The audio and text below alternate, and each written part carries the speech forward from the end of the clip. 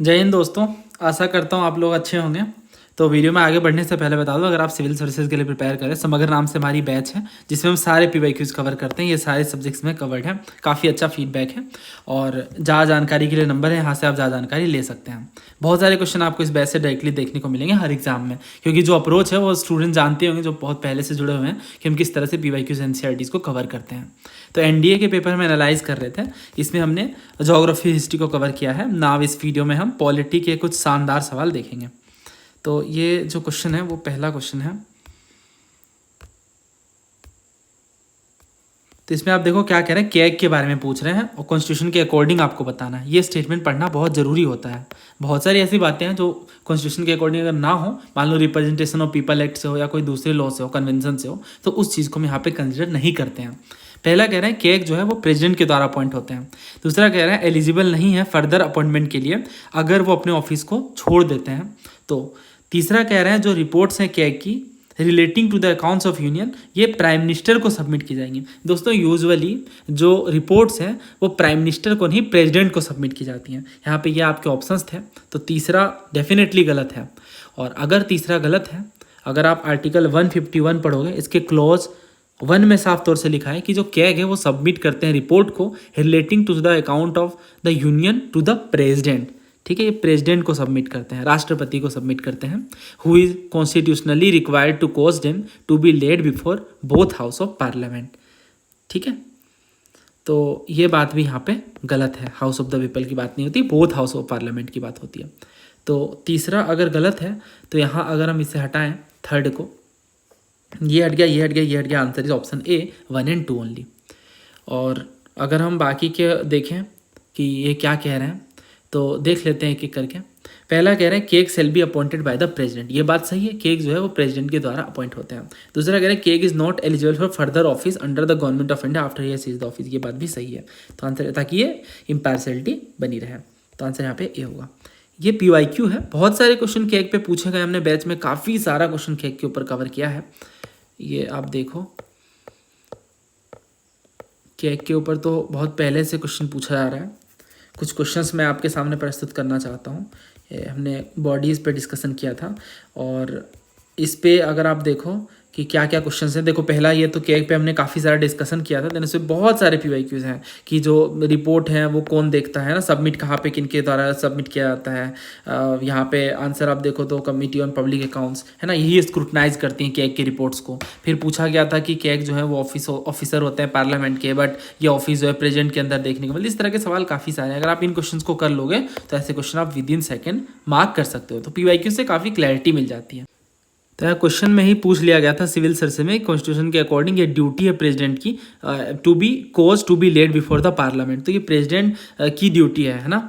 तो यहाँ पे आप देखो तो यहाँ इन्होंने साफ तौर से लिखा है report of controller and auditor general. तो यहाँ पे क्या क्या सही है, देखो पहला भी सही है, तीसरा भी सही है, चौथा भी सही है, दूसरा गलत है दोस्तों। जो पब्लिक अकाउंट कमेटी है ना, ये एक पार्लियामेंट्री कमेटी है, तो ये ना अपना जो रिपोर्ट है वो डायरेक्टली पार्लियामेंट को सबमिट करती है। ये बड़ी खास बात है, ये पार्लियामेंट को सबमिट करती है और इस हिसाब से प्रेसिडेंट को ये नहीं सबमिट करते हैं। तो इस वजह से कॉन्स्टिट्यूशन में कोई ऐसी ड्यूटी नहीं लिखी गई है ऑन द प्रेसिडेंट कि वो पब्लिक अकाउंट कमेटी की रिपोर्ट को पार्लियामेंट के सामने प्रस्तुत करें। तो दूसरा यहाँ पे गलत हो जाता है और बाकी तीनों सही है, तो हम सी के साथ जाएंगे 1, 3 and 4। ये बात तो मैंने आपको बताई दी। आर्टिकल 151 के अकॉर्डिंग केक जो है वो रिपोर्ट सबमिट करते हैं और प्रेसिडेंट को सबमिट करते हैं।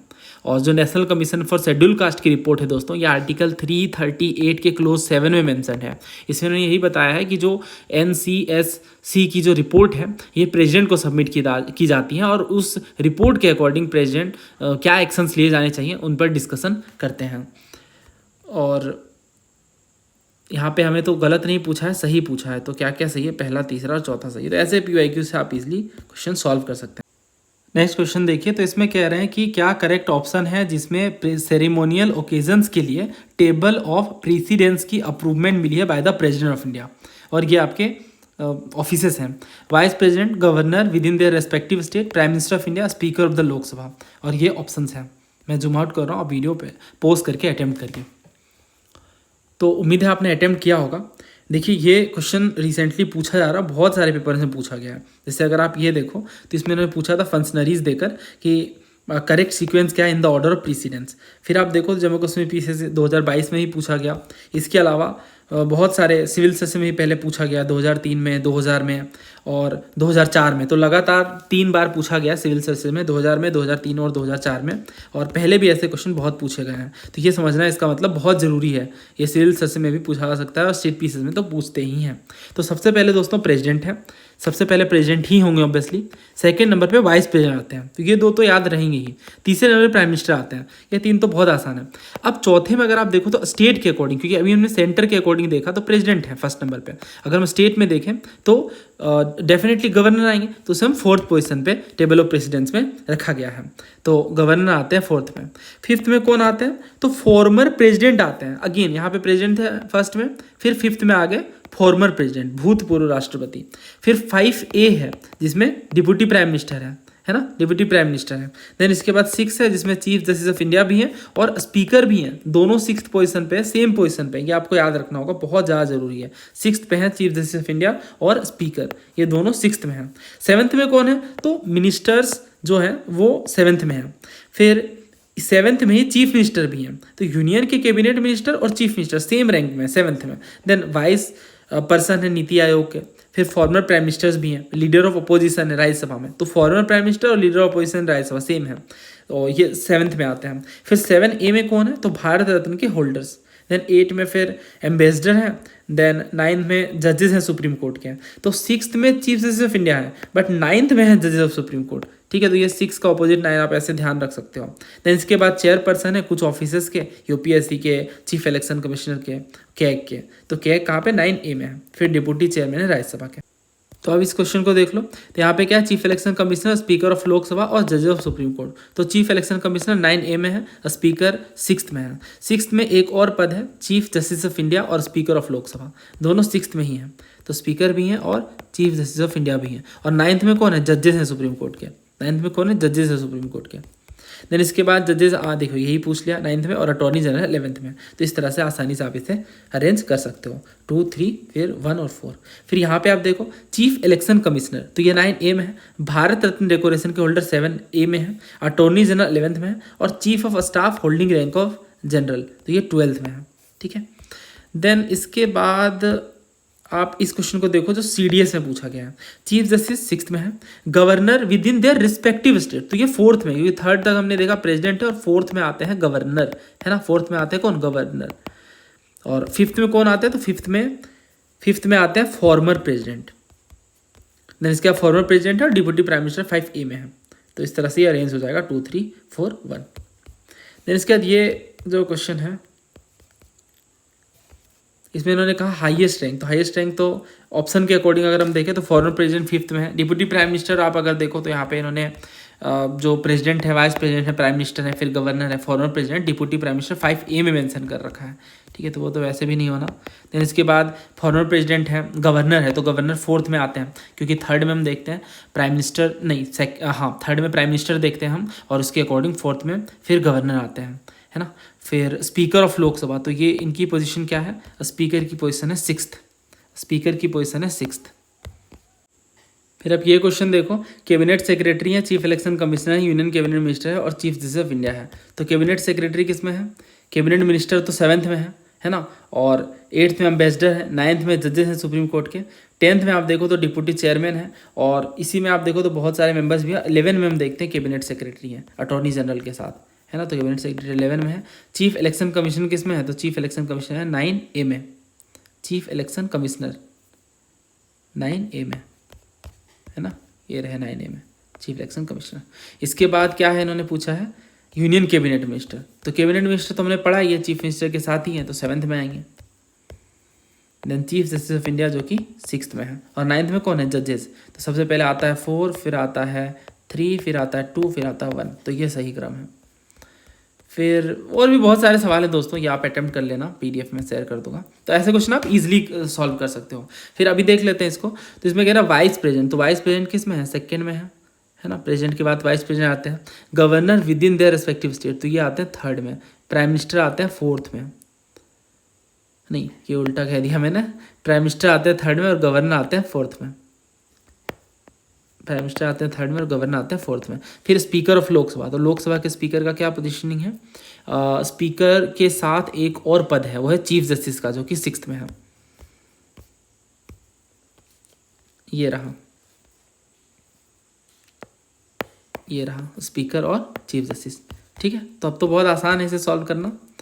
तो सबसे पहले 2 है, फिर 3 है, फिर 4 है, फिर 6 है, यानी फर्स्ट पहले आ रहा है, फिर थर्ड आ रहा है, फिर सेकेंड आ रहा है, फिर फोर्थ है। तो first, third, second, fourth, answer is option B. ठीक है, आंसर क्या है यहाँ पे? ऑप्शन बी है। तो ऐसे क्वेश्चन अगर पूछे जाएंगे, उम्मीद है आप इसे सॉल्व कर पाओगे, और ये PYQ के ट्रेंड से पता चलता है। देन आप ये क्वेश्चन देखो, तो इसमें कह रहा है पेयर के अकॉर्डिंग आपको मैच करना। तो ये तो बहुत आसान क्वेश्चन है, पार्ट्स पे बेस्ड है। और अगर हम इसमें पहला देखें तो कह रहा है पार्ट 9A, पार्ट 9 है municipalities, part 9B cooperative societies, part 10 relation between union state, और पार्ट 12 है finance, property, contract and suits. Third वाला गलत है, जो कह रहा है ना पार्ट 10 जो है वो यूनियन स्टेट की रिलेशन से डील करता है। पार्ट 10 असल में शेड्यूल्ड एंड ट्राइबल एरिया से डील करता है, शेड्यूल एंड ट्राइबल एरिया से डील करता है, आर्टिकल 244। और जो रिलेशन बिटवीन यूनियन स्टेट है, ये पार्ट 11 में है, पार्ट 11 में है रिलेशन बिटवीन यूनियन स्टेट। तो इस हिसाब से तीसरा गलत है, और बाकी तीनों सही हैं। दोस्तों ये ध्यान रखना, पार्ट 12 में finance, property, contract and suites हैं, जो कि आर्टिकल 264 से 300A के बीच है। तो पहला सही है, दूसरा सही है, चौथा सही है, आंसर ऑप्शन C 3। तो ये क्वेश्चन देखिए, इसमें UN के सस्टेनेबल डेवलपमेंट गोल्स हैं, और आपको बताना है कि कौन सा पेयर यहाँ पे करेक्टली मैच है। गोल 1, 2, 3, 4 ये 4 हैं। तो ये SDG के गोल्स हैं, 17 गोल्स हैं टोटल, जिसमें से पहला है नो पॉवर्टी, दूसरा है जीरो हंगर, है ना, no poverty, zero hunger, good health and wellbeing, quality education fourth में है, जेंडर इक्वेलिटी आता है फिफ्थ में, सिक्स में clear water and sanitation, seventh में affordable and clean energy, decent work and economic growth, industry innovation infrastructure, reduce inequalities, sustainable cities and communities, responsible consumption, climate action, life below water, life on land. तो आप देखो water और land दोनों के जो life important है, peace, justice and strong institution, partnership for the goals. यहाँ पे आप देखो तो इसमें इन्होंने पहला कहा है and poverty in all forms everywhere, क्या ये सही है? तो यहाँ पे आप देखो नो पॉवर्टी की बात ये करता है पहला ही, तो यहाँ पे ये डेफिनेटली सही है। और दूसरा हंगर की बात करता है, यहाँ पे तो हेल्दी लाइफ्स की बात कर दी गई, तो ये तो गलत है यहाँ पे साफ तौर से।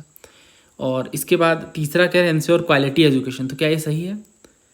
क्वालिटी एजुकेशन वाली, अच्छा यहाँ पे इन्होंने पेयर पूछा है, ऐसे आप एलिमिनेट भी नहीं कर सकते, अगर आपको चीज़ें क्लियरली पता है तो ही आप आंसर तक पहुँच सकते हैं।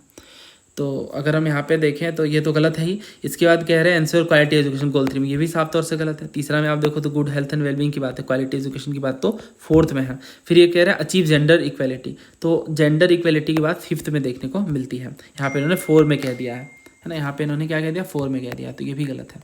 और पहला जो कह रहे हैं and poverty in all forms, ये तो गोल 1 में है, गोल 2 में हेल्दी लाइफ नहीं है, हेल्दी लाइफ की बात आप देखोगे तो थर्ड में है ना। तो इस हिसाब से उल्टा पुल्टा सारा कह दिया है, और एक ही बस सही है, तो आंसर हम 1 के साथ जाएंगे। पहले भी बहुत सारे ऐसे क्वेश्चन पूछे गए हैं। पहला कह रहे हैं SDG 1, 2 एंड 9 क्या रिप्रेजेंट करता है, PPSC में पूछा गया था। तो जो SDG 1 है वो नो पॉवर्टी की बात करता है, तो ये भी हट गया, ये भी हट गया। देन इसके बाद 2 कह रहे हैं, तो 2 में तो यहाँ पे जीरो हंगर की बात है, तो यहाँ पे आंसर निकल कर आ जाता है। SDG 9 में क्या है, इंडस्ट्री इनोवेशन है infrastructure, industry innovation and infrastructure, तो ये आसान क्वेश्चन है। नेक्स्ट देखिए, बिल पे ये क्वेश्चन पूछा गया, और बिल्स पे हमने बहुत सारा डिस्कशन किया है। रिसेंटली मैंने एक वीडियो बनाई थी बिल्स एंड जॉइंट सिटिंग पर, और बहुत सारे क्वेश्चन हमने बिल पे डिस्कस किए थे। मैंने आपको पूरा कॉन्सेप्ट समझाया था, और उस वीडियो के बाद मैं गारंटी ले सकता हूँ कि अगर बिल्स पे क्वेश्चन आता है तो डेफिनेटली आप इजीली सॉल्व कर सकते हैं, क्योंकि जो बिल्स वाला टॉपिक है ना, ये सबसे ज़्यादा 2025 में पूछा गया। बहुत सारे क्वेश्चंस देखने को मिले बिल्स के ऊपर, तो उम्मीद है आपने उस वीडियो को रेफ़र किया होगा। अभी हम इस पे आते हैं क्वेश्चन पे, और आप ज़रूर ट्राई करना पहले सॉल्व करने का। पहले कह रहे money bill shall not be introduce in Rajya Sabha, तो ये तो हर बार पढ़ते हैं हम, है ना, इसमें कुछ सोचने की बात ही नहीं, मनी बिल केवल लोकसभा में लाई जाती है। दूसरा कह रहे Rajya Sabha has no power to reject a money bill but can suggest amendment, तो ये ईजीएस्ट क्वेश्चन है, इसमें कुछ भी सोचना नहीं है। राज्यसभा ज़्यादा से ज़्यादा 14 दिन तक बिल को रोक सकती है, मनी बिल को, उससे ज़्यादा, और सजेशन दे सकती है बस, उससे ज़्यादा और कुछ नहीं कर सकती। उस सजेशन को लोकसभा माने या ना माने, ये चीज़ें लोकसभा के ऊपर है। तो आंसर यहाँ पे हम किसके साथ जाएंगे, सी के साथ, both 1 and 2।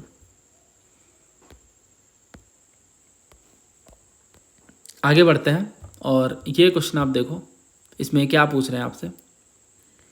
The constitution of India mentions that the speaker has the power to adjourn both the houses sine die. दूसरा कह रहे हैं प्रोरोगेशन के केस में it is only the speaker who can summon the houses.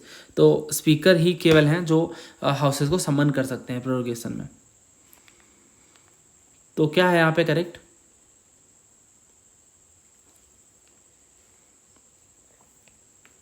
देखिए पहला तो गलत है ही, क्योंकि कह रहे हैं कॉन्स्टिट्यूशन ये पावर देता है स्पीकर को कि वो एडजर्न कर सकते हैं दोनों हाउसेज को सीने डाए।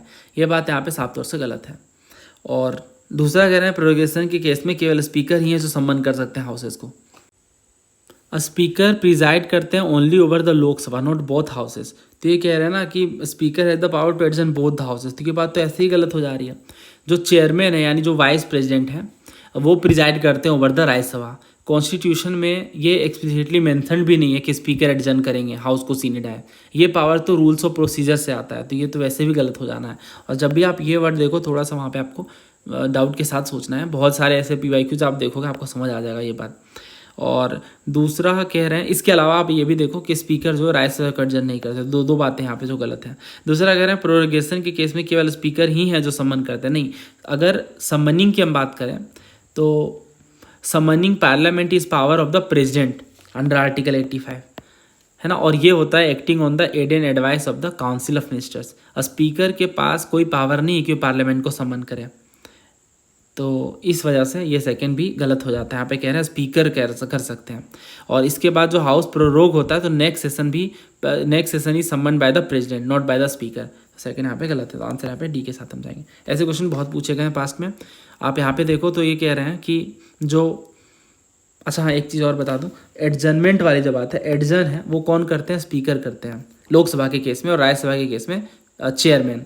एडजर्नमेंट सीनियर डाय भी स्पीकर और चेयरमैन ही करते हैं, बट ये रूल्स ऑफ प्रोसीजर से आता है। प्रोरोगेशन का काम या पार्लियामेंट को समन करना या लोकसभा को डिसॉल्व करना, ये जो चीज़ है वो प्रेसिडेंट करते हैं ना। बेसिक डिफरेंस है, ये आपको पता होना चाहिए।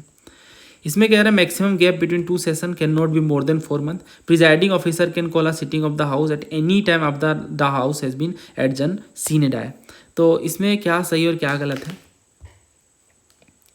देखिए जो आर्टिकल 85 है ये कहता है कि 6 मंथ जो है shall not intervene between the last sitting of 1 session and the date appointed for the first sitting. तो मैक्सिमम जो गैप है वो 6 महीने से कम का होना चाहिए। यहाँ पे 4 महीने से ज़्यादा कह रहे हैं, नहीं 6 महीने की बात यहाँ पे देखने को मिलती है। 6 मंथ्स मैक्सिमम गैप होना चाहिए, 6 महीने से ज़्यादा नहीं हो सकता ये गैप। दूसरा कह रहे हैं presiding officer can call a sitting of house at any time after the house had been adjourn. ये सही है। जो एडजर्नमेंट सीने डाय है इसका मतलब होता है कि हाउस को एडजर्न कर दिया गया, स्थगित कर दिया गया बिना नेक्स्ट सिटिंग के डेट के, नेक्स्ट सिटिंग के फिक्सिंग डेट के बिना ही एडजर्न कर दिया जाता है, तो उसे हम एडजर्नमेंट सीने डाय कहते हैं। लेकिन जो प्रिजाइडिंग ऑफिसर है लोकसभा के केस में स्पीकर, राज्यसभा के केस में चेयरमैन, इनके पास ये अथॉरिटी है कि वो हाउस को रिकन्वीन कर सकते हैं after it has been adjourn sine die, है ना। तो इस हिसाब से ये डिफरेंस आपको पता होना चाहिए दोस्तों। यहाँ पे कह रहे presiding officer can call a sitting of the house at any time after the house had been adjourn sine die. ये बात सच है यहाँ पे, है ना। Second is correct. तो अगर सेकंड करेक्ट है तो आंसर यहाँ पे ऑप्शन बी होगा, 2 ओनली। एडजर्नमेंट का मतलब क्या होता है? सिटिंग को सस्पेंड कर देना for a specific time. Adjournment सीने डाय का मतलब क्या होता है? सिटिंग को ही टर्मिनेट कर देना बिना नेक्स्ट डेट की फिक्सिंग के। प्रोरोगेशन का मतलब क्या होता है? सेशन को ही एंड कर देना। और डिसोल्यूशन का मतलब होता है लोकसभा के लाइफ को ही एंड कर देना। तो लोकसभा के केस में बस अप्लाई होता है because Rajya Sabha is not subject to dissolution. ये क्वेश्चन था काफ़ी शानदार, सील सेशन में पूछा गया था। प्रोरोगेशन जो है इसमें काउंसिल ऑफ मिनिस्टर की एडवाइस नहीं लगती। दूसरा कह रहे हैं प्रोरोगेशन जनरली होता है after the house is adjourned sine die but there is no bar to the president proroguing the house which is in session. तीसरा कह रहा है जो लोकसभा का डिसोल्यूशन है प्रेसिडेंट करते हैं, who save in exceptional circumstances does on the advice of council of minister। देखिए यहाँ पे अगर आप देखो ना, पहला कि प्रेसिडेंट को काउंसिल ऑफ मिनिस्टर के एडवाइस की जरूरत नहीं पड़ती प्रोरोग करने के लिए, ये बात गलत है। यहाँ पे आप देखो तो इन्होंने पूछा भी है, नहीं पूछा बट मैंने आपको बताया था अभी कि यहाँ पे रिक्वायर्ड होता है। वैसे पास ने पूछ रखा है बट यहाँ पे हमने क्वेश्चन में नहीं लिया है।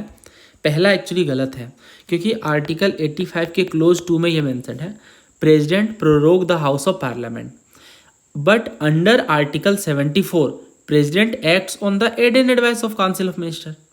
तो इसका मतलब तो यही हुआ ना कि एड ऑन एडवाइस पे एक्ट करेंगे। तो जो प्रोरोग करने की बात है ना, ये कोई डिस्क्रिशनरी पावर नहीं है प्रेसिडेंट का। प्रेसिडेंट अपनी मर्जी से प्रोरोग नहीं कर सकते हैं सेशन को। यहाँ पे रिक्वायरमेंट लगेगी काउंसिल ऑफ मिनिस्टर की एडवाइस की।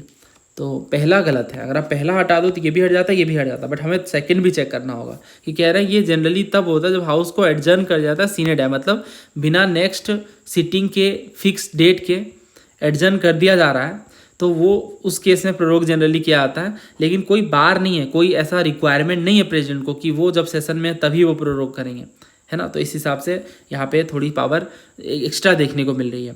तो सेकंड सही है। तो आंसर क्या होगा?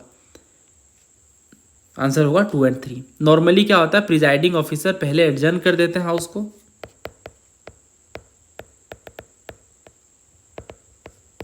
ये एडजर्न कर दिया गया बाय प्रिजाइडिंग ऑफिसर। लेकिन constitution does not require adjournment सीने डे बिफोर प्रोरोगेशन, इसलिए president can prorogue a house even when while in session में भी प्रोरोग किया जा सकता है bye the president, although it is uncommon obviously. तो सेकेंड यहाँ पे सही हो जा रहा है। तीसरा कह रहा है dissolution is done by the president, तो ये बात भी सच है। अंडर आर्टिकल 85 क्लोज टू, यहाँ पे ये मेंशन नहीं कि प्रेसिडेंट डिसॉल्व करते हैं लोकसभा को। जनरली क्या होता है, प्रेसिडेंट एक्ट करते हैं on the advice of council of minister. तो यहाँ पे ये जो कह रहे हैं ना, सेव इन एक्सेप्शनल सर्कमस्टेंसेज, इसका मतलब ये है कि रेयर कॉन्स्टिट्यूशनल सिचुएशंस, जैसे मान लो कोई मिनिस्ट्री है, उन्होंने मेजोरिटी खो दिया है और ऑल्टरनेटिव गवर्नमेंट पॉसिबल है, उस केस में प्रेसिडेंट में exercise limited constitutional discretion before accepting advice for dissolution. तो बहुत ही लिमिटेड कॉन्स्टिट्यूशनल डिस्क्रिशन इन्हें मिली है। तो ये बहुत शानदार क्वेश्चन है। अगला क्वेश्चन देखिए, यूनाइटेड नेशन के पीस कीपिंग ऑपरेशंस हैं और आपको कंट्री के साथ मैच करना है। UNMOGIP, इसका मतलब है united Nations military observer group in India and Pakistan. ये 1949 में इस्टेब्लिश हुआ है आफ्टर द फर्स्ट इंडो पाक war over Jammu and Kashmir, और ये जो सीज फायर है उसको सुपरवाइज करने के लिए क्रिएट किया गया था। दूसरा कह रहा है UNFICYP, तो ये है united nations peace keeping forces in Cyprus, और ये कब इस्टेब्लिश हुआ है? ये हुआ है 1964 में। ग्रीक साइप्रोइट और तुर्की साइप्रोइट के बीच जो फाइटिंग हो रही थी, उस चीज़ को प्रिवेंट करने के लिए, बफर जोन को मेंटेन करने के लिए इसे इस्टेब्लिश किया गया था। UNMIK, United Nations interim administration mission in Kosovo, ये 1999 में कोसोवो कॉन्फ्लिक्ट के बाद इस्टेब्लिश हुआ है। देन UNTSO मतलब united nations truce supervision organisation, truce supervision organisation. तो ये मिडिल ईस्ट में ऑपरेट होता है, ना कि हैती में। मिडिल ईस्ट मतलब इजराइल, लेबनान, सीरिया वगैरह में, हैती में नहीं होता। तो यहाँ पे 3 पेयर 4 जो है वो इनकरेक्ट है, पेयर 4 इनकरेक्ट है, तो 3 पेयर सही है। तो आंसर हम सी के साथ जाएंगे। ठीक है, आंसर हम सी के साथ जाएंगे। ऐसा नहीं है पहली बार पूछा गया, ऐसे क्वेश्चन पहले भी पूछे गए हैं कई बार। तो कलकत्ता हाईकोर्ट का ये कह रहे हैं कि टेरिटोरियल जुरिस्डिक्शन लक्षद्वीप का भी आता है। देखिए लक्षद्वीप जो है वो केरला हाईकोर्ट के अंदर आता है। मैप आप देखोगे बहुत इजीली समझ जाओगे, ये है ना, केरला है, यहाँ पे लक्षद्वीप है, तो केरला हाईकोर्ट के अंदर आता है, ना कि कलकत्ता हाईकोर्ट। कोई सेंस ही नहीं बन रहा है, तो ऐसे भी गलत हो जाएगा। दूसरा कह रहे हैं मद्रास हाईकोर्ट पुडुचेरी। देखिए मद्रास हाईकोर्ट है jurisdiction over Tamil Nadu and the union territory of Puducherry as well, तो सेकंड सही है। गुवाहाटी कह रहे हैं मणिपुर, नहीं, मणिपुर का खुद का हाईकोर्ट है सिंस 2013, ये बात आपको ध्यान रखनी होगी, है ना। Earlier it was under the Guwahati, तो थर्ड यहाँ पे गलत है।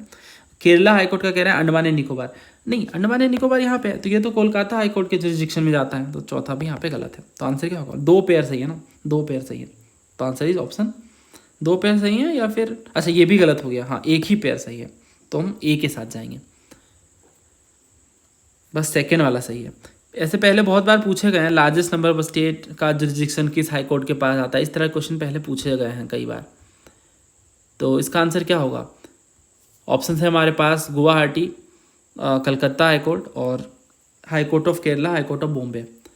इसका आंसर ना गुवाहाटी होना चाहिए, क्योंकि जो गुवाहाटी हाई कोर्ट है इसका जुरिस्डिक्शन आता है असम का भी, है ना, असम में ही है गुवाहाटी, और नागालैंड का भी है, इसके अलावा मिज़ोरम का है ना, मिज़ोरम का भी जो जुरिस्डिक्शन है वो गुवाहाटी हाई कोर्ट के अंदर है।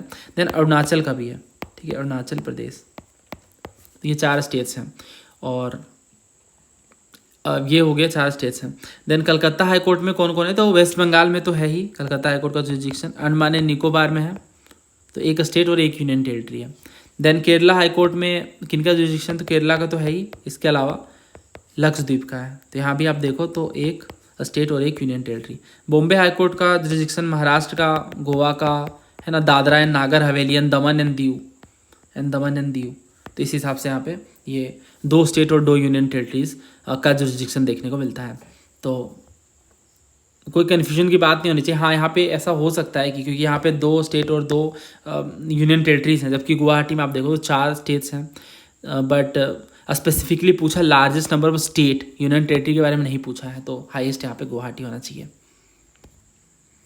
ये क्वेश्चन आप देखो, Andaman and Nicobar territorial jurisdiction किस हाईकोर्ट के अंदर आता है, तो ये आता है कोलकाता के अंदर। तो answer is option B. As per Article 324, the Chief Election Commissioner shall not be removed from his office except in like manner and on the like grounds as। तो आर्टिकल 324 के अकॉर्डिंग आपको ये बताना है कि क्या सही होगा। जज ऑफ सुप्रीम कोर्ट, जज of high court, speaker of Lok Sabha, governor of state. तो ये तो आसान क्वेश्चन है, जज ऑफ सुप्रीम कोर्ट, क्योंकि आर्टिकल 324 का क्लोज 5 हमने इलेक्शन कमीशन पे बहुत सारे क्वेश्चन करे हैं दोस्तों। यहाँ पे एक ऐसा सवाल नहीं जो हमारे बैच से ना हो, क्योंकि आप देख ही रहो जो क्वेश्चन थोड़े से अतरंगी और पीवाईक्यू में पूछ रखे हैं, बाकी तो नॉर्मल ट्रेंड है। तो यहाँ पे इन्होंने ये बता रखा है कि जो चीफ इलेक्शन कमिश्नर है, he or she cannot be removed from office except in the like manner and on the like grounds as a judge of Supreme Court। इसका मतलब कि chief election commissioner enjoys the same protection as an Supreme Court judge। बाकी option गलत है definitely. और तो जज supreme court के जज के रिमूवल के लिए क्या होना चाहिए, प्रूव्ड मिसबिहेवियर और इनकेपेसिटी। देन यहाँ पे ये क्वेश्चन पूछा गया था CAPF में, Anup Barnwal versus union of India का केस था। पहला कह रहा है कॉन्स्टिट्यूशनल बेंच ने इस केस को सुना था। दूसरा, इस जजमेंट के अकॉर्डिंग जो चीफ इलेक्शन कमिश्नर्स हैं, नहीं सॉरी ओनली इलेक्शन कमिश्नर्स हैं, उनके रिमूवल के ग्राउंड सेम होने चाहिए as the chief justice of India. बेहद शानदार क्वेश्चन है ये। तो पहला कह रहे हैं अनूप बर्नवाल केस के बारे में। तो जो अनूप बर्नवाल केस है ये डिसाइड हुआ था बाय कॉन्स्टिट्यूशन बेंच ऑफ 5 जजेस ऑफ द सुप्रीम कोर्ट। और इस बेंच में ये डिसीजन आया इस बेंच के द्वारा, until parliament enacts a law, chief election commissioner and election commissioners shall be appointed by a committee. इस कमिटी में कौन होंगे, प्राइम मिनिस्टर होंगे, लीडर ऑफ अपोजिशन होंगे इन द लोकसभा, और चीफ जस्टिस ऑफ इंडिया होंगे। तो पहला सही है। दूसरा कह रहे हैं जजमेंट के अकॉर्डिंग जो रिमूवल आया इलेक्शन कमिश्नर्स का वो सेम होगा चीफ जस्टिस ऑफ इंडिया के अकॉर्डिंग। इस जजमेंट में आर्टिकल 324 के प्रोविज़न को नहीं बदला गया है। तो जो यूजुअल प्रोविज़न है कि चीफ इलेक्शन कमिश्नर को रिमूव किया जाएगा, इलेक्शन कमिश्नर्स नहीं, चीफ इलेक्शन कमिश्नर को रिमूव किया जाएगा in the same manner and on the same ground as a supreme court जज। और जो इलेक्शन कमिश्नर्स हैं they can not be remove except on the recommendation of CEC। ये तो आप समझ ही रहो, एक है चीफ इलेक्शन कमिश्नर, इनके साथ 2 इलेक्शन कमिश्नर्स काम कर रहे हैं। तो इनके रिमूवल की बात तो हम डेफिनेटली देख रहे हैं सुप्रीम कोर्ट के जज के अकॉर्डिंग होगी। बट जो 2 इलेक्शन कमिश्नर्स हैं ना, ये दे can not be removed accept on the recommendation of CEC। CEC recommend करेंगे तभी इन्हें हटाया जा सकता है। तो यहाँ पे ये तो गलत हो गया सेकेंड वाला। तो आंसर क्या आया, option A 1 only. Removal process थोड़ा आपको समझ लेना चाहिए दोस्तों, वैसे तो आपने पढ़ा ही होगा। आर्टिकल 324 के क्लोज 5 में रिमूवल प्रोसेस की बात है, क्या है देख लेते हैं। देखिए जो चीफ इलेक्शन कमिश्नर है can be remove by the president के द्वारा रिमूव किए जा सकते हैं, और in the same manner and on the same grounds as a जज ऑफ सुप्रीम कोर्ट, है ना। और इसका मतलब ये है कि एक मोशन लाया जाएगा फॉर रिमूवल, और ये पास होना चाहिए by both the houses of parliament, जिसमें टोटल मेंबरशिप भी लगेगी। तो आसान नहीं है, बहुत मुश्किल है, और मेजोरिटी लगेगी of not less than 2/3 of member present and voting. और ये जो ग्राउंड्स है वो प्रूव मिसबिहेवियर और इनकेपेसिटी होना चाहिए। तो बहुत highest degree of security of tenure मिला हुआ है। अगर हम इलेक्शन कमिश्नर्स की बात करें, इलेक्शन कमिश्नर्स की, तो election commissioners are remove by the president but only on the recommendation of CEC। CEC की रिकमेंडेशन मिलेगी तभी इन्हें हटाया जा सकता है। तो यहाँ पे आप देखो तो CEC को थोड़े एक्स्ट्रा पावर्स मिले हैं, यहाँ पे इन्हें सेम कॉन्स्टिट्यूशनल प्रोटेक्शन नहीं मिल रहा है एज अ सुप्रीम कोर्ट जज। तो ये थोड़ा डिफरेंस है जो आपको पता होना चाहिए। Which one among the following department is not under the ministry of home affairs. तो होम अफेयर्स के अंदर कौन सी मिनिस्ट्री नहीं आती है? तो टोटल 6 डिपार्टमेंट्स हैं under the ministry of home affairs. कौन कौन से हैं? तो ये मैं लिख देता हूँ। डिपार्टमेंट ऑफ ऑफिशियल लैंग्वेजेस, दूसरा है डिपार्टमेंट ऑफ इंटरनल सिक्योरिटी, तीसरा है डिपार्टमेंट ऑफ बॉर्डर मैनेजमेंट, चौथा है department of home, department of states और department of Jammu and Kashmir, है ना? कितने हुए ये? Department of home, department of states, Jammu and Kashmir and Ladakh affairs, है ना? तो ये टोटल 6 जो हैं वो डिपार्टमेंट्स हैं जो under the ministry of home affairs आते हैं। तो अगर हम इसमें देखें, पहला करें डिपार्टमेंट ऑफ स्टेट्स, तो ये हैं डेफिनेटली, ऑफिशियल लैंग्वेज वाला भी है, और डिपार्टमेंट ऑफ बॉर्डर मैनेजमेंट भी है, ड्रिंकिंग वाटर एंड सैनिटेशन ये नहीं है। तो answer should be option D के साथ हम जाएंगे। ठीक है, इसके आप ये देखो, कह रहे हैं कौन सा नहीं under the ministry of home affairs? Department of official language, उसके बाद कह रहे हैं department of border management, department Jammu and Kashmir affairs, department of legal affairs नहीं, डिपार्टमेंट ऑफ लीगल अफेयर्स जो है ministry of law and justice के अंदर आते हैं। इसके बाद कह रहे हैं कौन सा डिपार्टमेंट या अथॉरिटीज़ नहीं under the ministry of home affairs? Department of states हैं, डिपार्टमेंट ऑफ ऑफिशियल लैंग्वेज है, national authority chemical weapons convention ये नहीं है, डिपार्टमेंट जम्मू कश्मीर लद्दाख अफेयर्स भी है। तो अब देखो CDS 2023 में पूछा गया, 2019 में पूछा गया और ये NDA में पूछ लिया गया। ऐसे क्वेश्चन देख के हम घबरा जाते हैं पेपर में, क्योंकि इतने सारे डिपार्टमेंट्स याद रखना पॉसिबल भी नहीं है, और क्या पढ़ा जाए क्या छोड़ा जाए, ऑलरेडी इतना सिलेबस वास्ट है। बट जब हम PYQs करते हैं तो वो हमारे आंखें खोल देता है। तो ऐसे टॉपिक वाइज PYQs दोस्तों हम बैच में कवर करते हैं।